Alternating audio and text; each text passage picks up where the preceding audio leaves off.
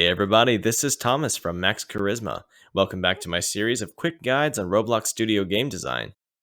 Today, we'll be learning everything there is to know about unions in only 3 minutes. By the end of this video, you should know when to and how to use unions and negating effectively.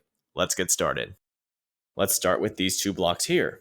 First of all, these buttons, Union, Negate, and Separate, are all found in the Model tab. That's what we'll be working with today. Now just to show you real quick, I'll select both parts and unionize by pressing Union. To undo a union, you can select it and press this Separate button. The long story short of turning parts into a union is that you turn multiple parts into one whole part. You may find this function useful for ease of animation or ease of scripting, among other things. Maybe I want to make my map destructible, but I want this money safe to be indestructible. Well, the rest of the map will be connected by welds so that the explosions can separate them. But this safe? I'm just going to select all the parts and make it all a union, because there's no way to separate the parts when they're all just one part. I can't go over every example because there's 100 reasons why you may or may not need unions, but one thing to keep in mind is that while unions are useful, keep it under control. Overloading your game with unions can cause performance issues. Also, there are many properties like transparency, reflectance, collisions, and so on that can't vary in a union. So for example, I can't have one part transparent and another not.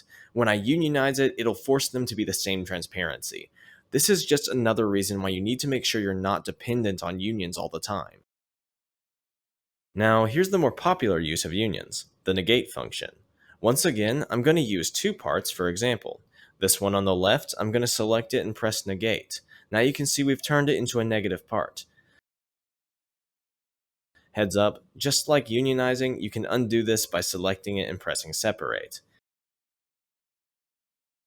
If you unionize this negative part with a regular part, it'll carve out the regular part. Observe.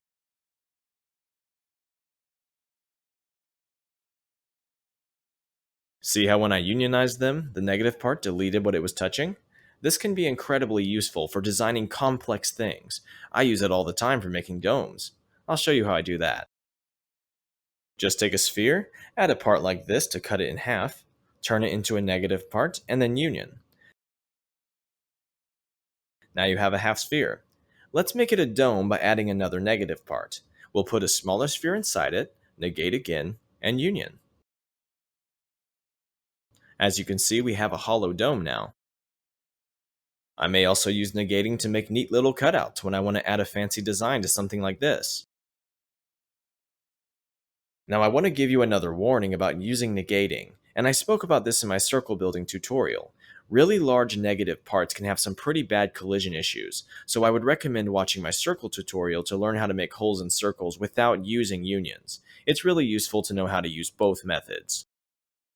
Bonus tip: you can't edit parts individually once they're turned into a union or a negative part. So remember, it's okay to just separate your union, edit the desired part, and then reunionize. Congratulations, you've graduated from my union class. Thank you so much for tuning in to Max Charisma. And if I've been able to help you out today, please help me in return by leaving a like, comment, and subscribing for more content. And don't forget, Honeycrisp is the best apple. Fight me.